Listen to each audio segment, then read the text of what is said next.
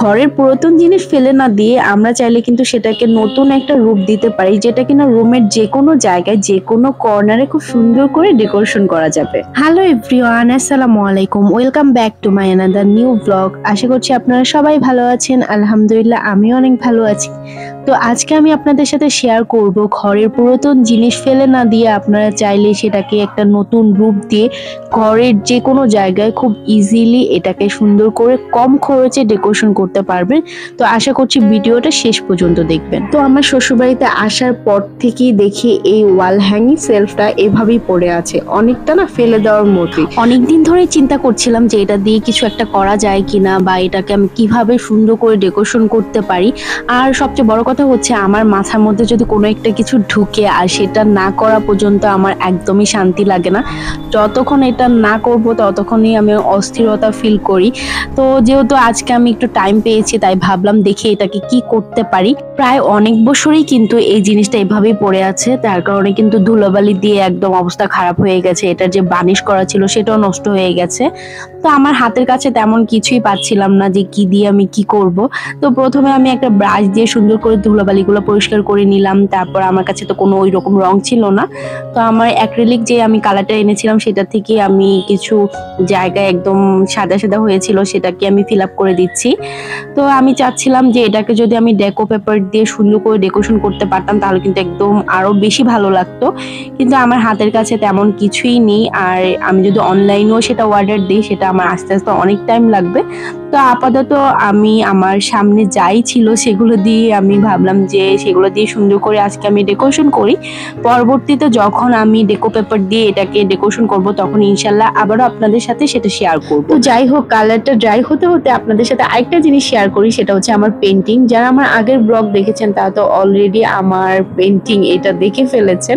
তো অনেক বছর পরে কিন্তু আমি পেন্টিং করছি। আগে তো আমার অনেক পেন্টিং করা হতো কিন্তু এখন আর করতে ভালো লাগে না। তো দুইটা ক্যানভাস নিয়ে এসেছি, একটা তো অলরেডি করে ফেলেছি, আরেকটা তো অল্প একটু শেষ করেছি। তো আর অনেক কিছু বাকি আছে। এখানে আমি 3টা ল্যাম্প দেব। তো এই ল্যাম্পগুলো চাচ্ছিলাম যে ক্লে দিয়ে করার জন্য, তাহলে একটা 3D লুকস আসবে, দেখতে ভালো লাগবে। তো এই ক্লেটার জন্য ওয়েট করছিলাম। তো ক্লেটা আনলে তারপর কমপ্লিট করলে ইনশাল্লাহ আপনাদের সাথে শেয়ার করব। অনেকক্ষণ ধরেই তো চিন্তা করছিলাম যে এই ওয়াল হ্যাঙ্গিং সেলফটা এখন আমি কি করব বা কোথায় এটা রাখতে পারি।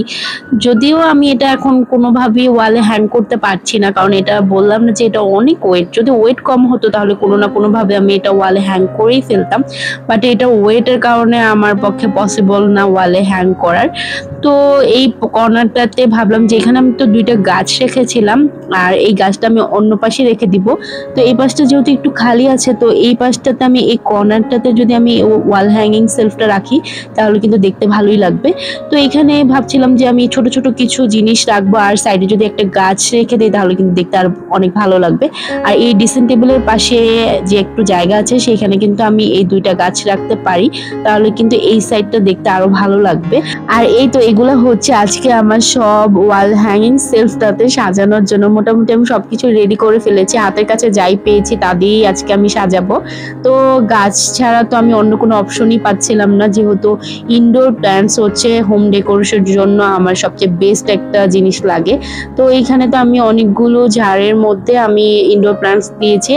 আর এগুলো দিয়ে মানে গাছ দিয়ে কিন্তু যে কোনো জিনিস সাজালে আমার কাছে ভালোই লাগে, এটা ছাড়া আমার কাছে অন্য কোনো কিছুই ভালো লাগে না। তারপর আমি এখানে কিছু মাটির যে চায়ের কাপগুলো আছে সেগুলো ক্লে দিয়ে আমি আগেই ডেকোরেশন করেছিলাম, তো সুন্দর করে আবার কালারও করেছি। তো এগুলোর মধ্যে আমি কিছু আর্টিফিশিয়াল ফ্লাওয়ার দিয়েছি।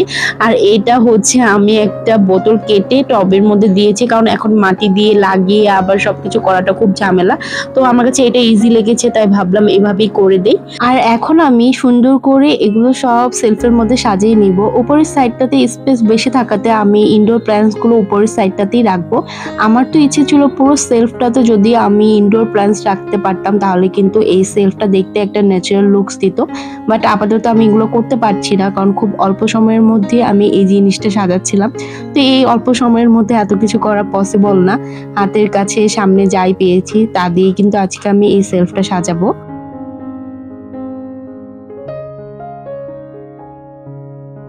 ছোট ছোট যে চায়ের মাটির কাপগুলো আছে এগুলো তো আমার কাছে ভীষণ ভালো লাগে। যদি কখনো আমি এই মাটির কাপে চা খেয়ে থাকি তাহলে তো এই কাপগুলো কিন্তু আমি সাথে করে নিয়ে আসি, কারণ এগুলোতে ডেকোরেশন করতে আমার কাছে ভীষণ ভালো লাগে। সুন্দর করে কালার করা যায়, ক্লে দিয়ে বিভিন্নভাবে ডিজাইন করা যায়, দেখতেও কিন্তু খুব ভালো লাগে। তো এইগুলো আমি কিভাবে করলাম, ক্লে দিয়ে কিভাবে ডেকোরেশন করলাম সেগুলো যদি দেখতে চান অবশ্যই আপনারা কমেন্টস করে জানাবেন। তো কমেন্টস করলে অবশ্যই আমি আপনাদের জন্য একটা ভিডিও মেক করে ইনশাল্লাহ শেয়ার করব। তো এই হচ্ছে আমার সেলফের ফাইনাল লুক। আশা করছি আপনাদের সবার কাছে ভালো লেগেছে। আমার কাছে তো ভীষণ ভালো লেগেছে। অবশেষে তো এটাকে আমি কিছু একটা করতে পারলাম। যদিও আমি একদম মনের মতো ডেকোরেশন করতে পারিনি, বাট যতটুকু করেছি ততটুকু আমি অনেক হ্যাপি, আলহামদুলিল্লাহ। আমার রুমের দুইটা ইনডোর প্ল্যান্টস আছে, সেগুলোকে ভাবছি আমার রুমের আরেকটা কর্নারে রাখবো। তো এটা আমি একদম জানালার পাশেই রাখছি যাতে করে বাহিরের আলোটা সরাসরি গাছগুলোর উপরে পড়ে, তো গাছগুলো দেখতে যাতে সুন্দর একদম সতেজ থাকে। তো আমার মতো যারা গাছ পছন্দ করেন, গাছ দিয়ে রুমে বিভিন্নভাবে ডেকোরেশন করতে পছন্দ করেন, বিশেষ করে গাছ গাছপ্রেমী যারা আছেন তারা কিন্তু অবশ্যই কমেন্টস করে জানিয়ে যাবেন। আর হ্যাঁ, এই শেলফটা আমি অন্য কিভাবে ডেকোরেশন করলে আরো বেশি সুন্দর লাগবে, আরো দেখতে ভালো লাগবে, সেটা কিন্তু চাইলে আপনাদের মতামতটা আমাকে কমেন্ট সেকশনে এসে জানিয়ে যেতে পারেন। তো যাই হোক, আজকের ব্লগটা কিন্তু এই পর্যন্ত। আশা করছি আজকের ব্লগটা আপনাদের কাছে অনেক ভালো লেগেছে। তো আবার আপনাদের সাথে দেখা হবে আমার নেক্সট ব্লগে। ততক্ষণ আপনারা ভালো থাকবেন, সুস্থ থাকবেন। আল্লাহ হাফেজ।